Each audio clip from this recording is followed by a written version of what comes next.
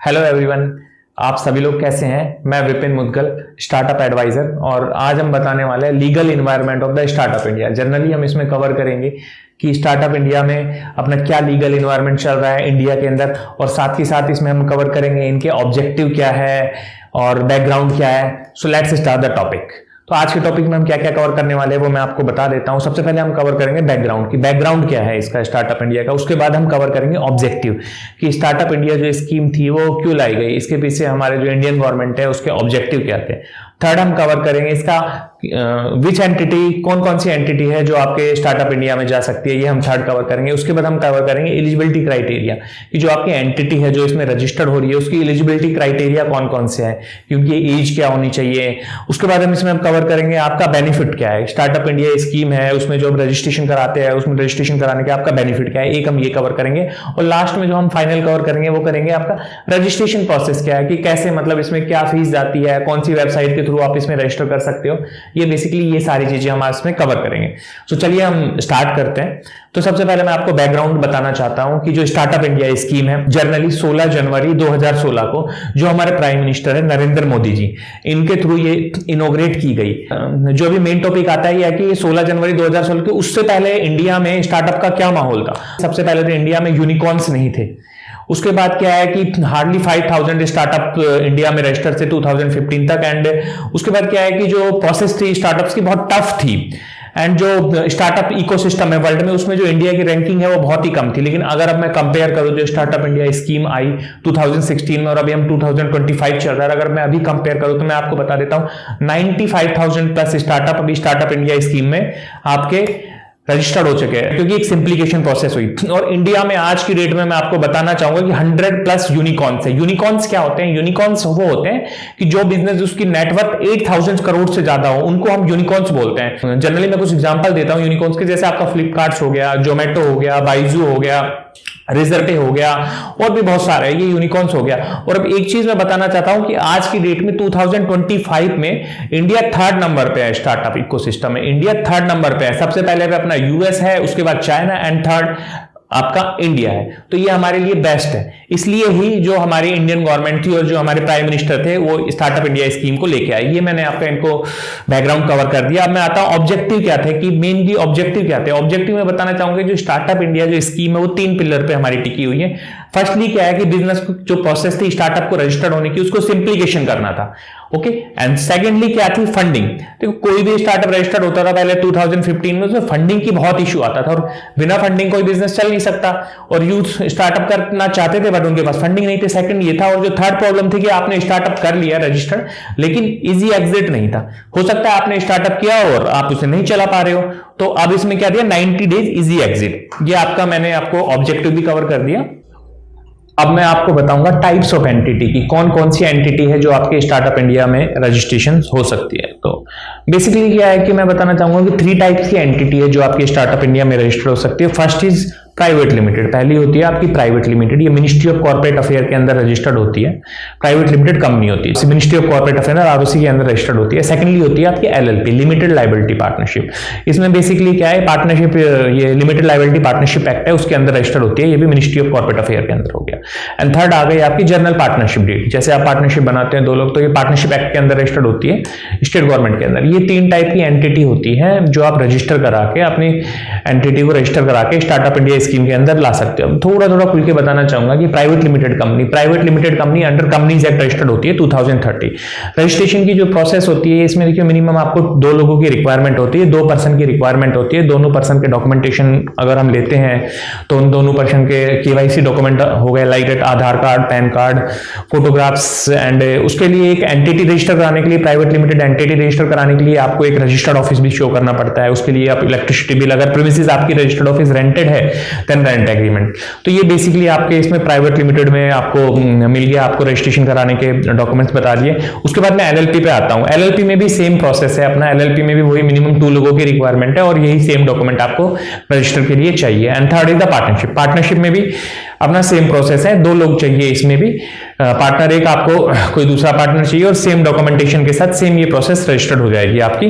और ये तीनों एंटिटी के अलावा और मैं बताना चाहूंगा, अगर आप स्टार्टअप इंडिया में जाना चाहते हो तो एक कॉन्सेप्ट हो रहा है ओपीसी का, 1 पर्सन कंपनी। बहुत ही प्यारा कॉन्सेप्ट है 1 पर्सन कंपनी का। कंपनीज एक्ट 2013 में इसे इंट्रोड्यूस किया गया कि सिंगल बंदा भी अपनी कंपनी चला सकता है और वो भी स्टार्टअप में जा सकती है। 1 पर्सन कंपनी में भी आपका सिंगल बंदे के डॉक्यूमेंटेशन में अगर मैं बताना चाहूंगा तो सिंगल पर्सन का आपका Aadhaar card, PAN card, contact number, mail ID और वही एक रजिस्टर्ड ऑफिस दिखाना होगा। और उसमें बस एक कॉन्सेप्ट अलग किया गया है कि आपको उसकी जगह एक, आप सिंगल बंदे आप डायरेक्टर हो गए, डायरेक्टर के साथ साथ आपको एक नॉमिनी भी अपॉइंट करना पड़ेगा कि in case of any contingency अगर कुछ हो जाती है तो नॉमिनी आपका ऑटोमेटिक डायरेक्टर बन जाएगा। That is the OPC. But ये जो प्रोविजन है ओपीसी का, मैं कहता हूं ये बहुत ही शानदार प्रोविजन है कि कोई भी सिंगल बंदा अगर अपना बिजनेस स्टार्ट करना चाहे तो ओपीसी के थ्रू वो इनमें जा सकता है। अब मैं बताता हूं, जैसे मैंने आपको प्राइवेट लिमिटेड बताया, ओपीसी बताया, एलएलपी बताया, तो बेसिकली मैं बेनिफिट्स बताना चाहूंगा कि थोड़े से इनके बेनिफिट्स क्या है कि भाई हम एंटिटी रजिस्टर क्यों कराएं। देखिए मैं आपको बताता हूं कि सबसे पहले बेनिफिट्स क्या है कि एक सेपरेट लीगल एंटिटी होती है। ये प्राइवेट लिमिटेड कंपनी हो गई, ओपीसी होगी, इनको एक सील्ड मिली हुई है, सेपरेट लीगल एंटिटी। इसका मतलब क्या है, पर्सन में कम, पर्सन में out, but the company go forever. लोग आते रहेंगे, जाते रहेंगे, बट कंपनी आपकी रेगुलर चलती रहेगी। और इसमें आपको बेनिफिट्स ये मिलता है कि जनरली जो आप फंडिंग के लिए अप्लाई करते हैं, स्टार्टअप इंडिया स्कीम में जाएंगे और आप फंडिंग के लिए अप्लाई करेंगे तो बेनिफिट ये है कि आपको प्लस पॉइंट रहता है। अब एक आप एज ए एंटिटी जा रहे हो, क्या आपके लिए बेस्ट रहता है। सो मैं आपको एक बार टॉपिक को वाइंडिंग अप करना चाहूंगा कि 3 टाइप की एंटिटी है जिससे आप स्टार्टअप में जा सकते हो। First is the private limited, second is the LLP and third is the partnership. इन तीनों के थ्रू आप जाके स्टार्टअप इंडिया स्कीम में रजिस्टर करा सकते हो। अब हम आते हैं नेक्स्ट टॉपिक पे। मैंने आपको टाइप्स ऑफ एंटिटी तो बता ही दिया है कि कौन कौन सी एंटिटी जो स्टार्टअप इंडिया स्कीम में रजिस्टर्ड होती है। अब मैं आपको बताना चाहूंगा कि बेसिकली एलिजिबिलिटी क्राइटेरिया क्या है। ये जो एंटिटी है ये तो आपने रजिस्टर कर ली, अब मैं बताना चाहूंगा कि इनका एलिजिबिलिटी क्राइटेरिया क्या है कि ताकि ये स्टार्टअप इंडिया स्कीम में जो हमारी मोदी गवर्नमेंट ने लॉन्च करी थी उसमें हम जा सकते हैं। तो सबसे पहले जो आपकी एंटिटी है 10 ईयर से जो ज्यादा पुरानी नहीं होनी चाहिए, 10 ईयर से ज्यादा इनकी एज नहीं होनी चाहिए। अगर 10 ईयर से ज्यादा पुरानी आपकी एंटिटी है तो स्टार्टअप इंडिया स्कीम के आप बेनिफिट नहीं ले सकते। सेकंड क्या है कि जो इनका टर्नओवर है वो 100 सीआर से नीचे रहना चाहिए। अगर 100 सीआर से ऊपर का टर्नओवर है तो भी आप स्टार्टअप इंडिया स्कीम में नहीं जा सकते। ये आपका आ गया एलिजिबिलिटी क्राइटेरिया। अब सबसे इंपॉर्टेंट चीज है कि भाई हमने इतना सब कुछ कर लिया, हमने एंटिटी भी बनवा ली और एवरीथिंग हमने देख लिया। अब हम फाइनली टॉपिक पे आते हैं कि अब हम रजिस्टर कराते हैं, स्टार्टअप इंडिया स्कीम में भी रजिस्टर होगा। इसके बेनिफिट्स क्या है।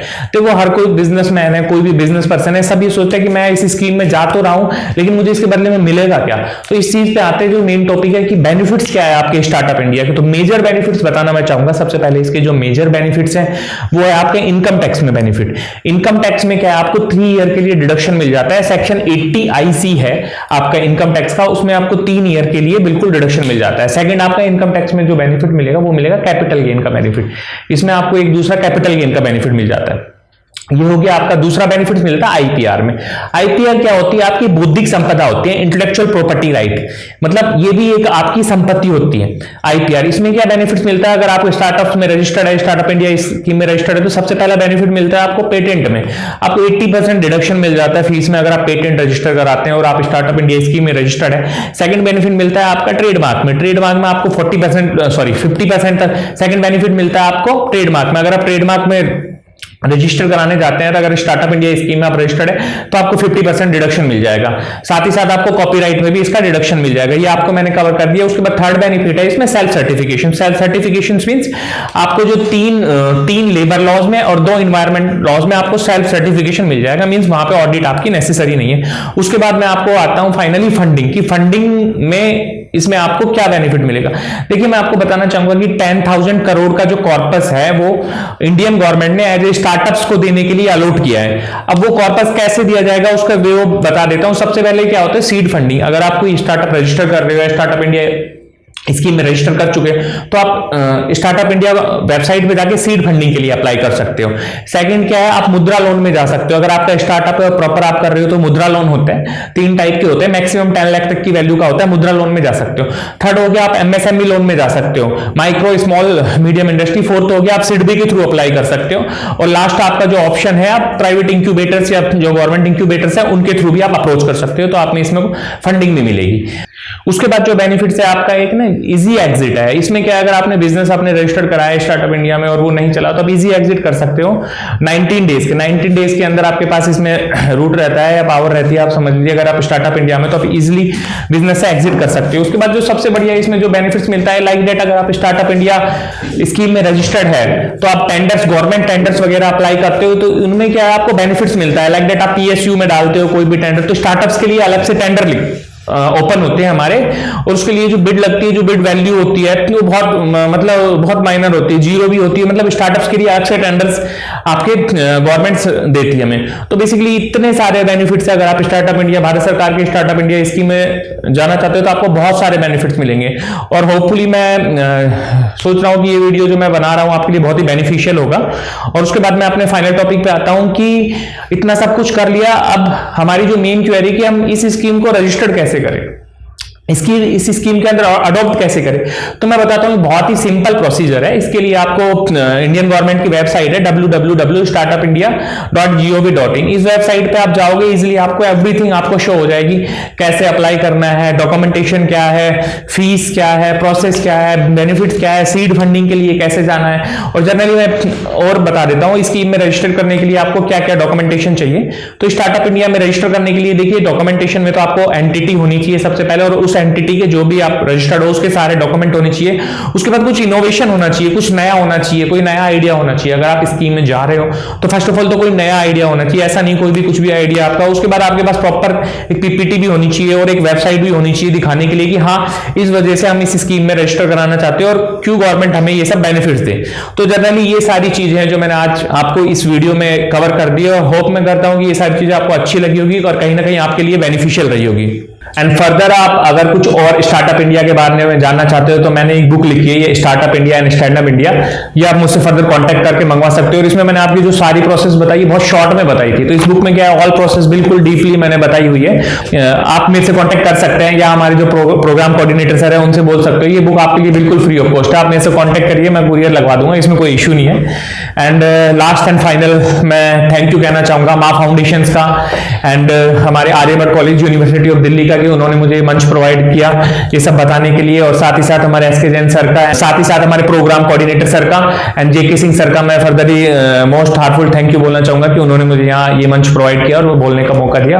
और साथ ही साथ मैं आपको बोलना चाहूंगा कि ऑलवेज ग्रो करिए लाइफ में, लाइफ बहुत शॉर्ट है। Thank you so much.